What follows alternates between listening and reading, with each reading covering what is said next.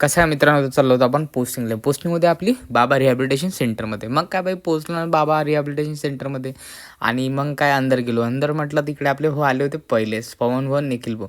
आणि मग काय बाई ह्या दोघी दिसल्या कुत्र्यानं खेळताना. मग काय आलो ना आपण एकदम अंदर गेटच्या अंदर आल्यानंतर बघतो तर काय भाई एकदम खतरनाक नैसर्गिक वातावरण. आपलं दिसलं गौतम बुद्धाची मूर्ती आणि हे होतं ग्रुप थेरपीचं हे. आणि त्याच्यानंतर मग समोर आल्यानंतर दिसले आपल्याला लाफिंग बुद्ध आणि इकडे होते म्हणजे पेशंटचे वॉर्ड्स वगैरे. आणि मग इकडे होती फार्मसी वगैरे. इकडे पाहून आपण आलो आणि ही होती माझी बेस्ट फ्रेंड म्हणजे मेंटर. इले आपल्याला करायचं होतं ते ॲडमिट. मग का भाई खतरनाक काम होती. लागली थंडीने घातलं स्वेटर आणि स्वेटर घातल्यानंतर चालू झालं यांच्या मेंटल कामं म्हणजे एकदम सायकॅट्रिक पेशंटसारखे. मग आलो भाई इथं आपण फिश पॉट वगैरे पाहायला. एकदम मस्त खतरनाक गोल्डन फिश होत्या आणि आपल्या खेळाचं व्हॉलीबॉल आणि आपण व्हॉलीबॉल घेऊन निघालो एकदम खतरनाक खेळासाठी.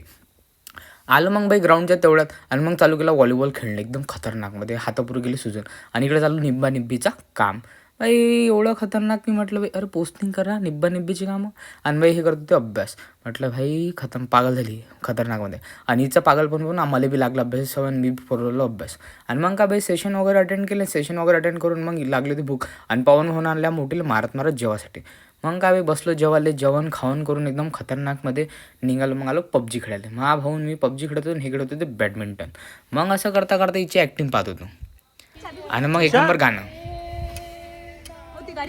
दोघांची मोबाईल यांची ॲक्टिंग पाहून बाई एकदम हे लागला. मग पाहिले हळदीचे व्हिडिओ.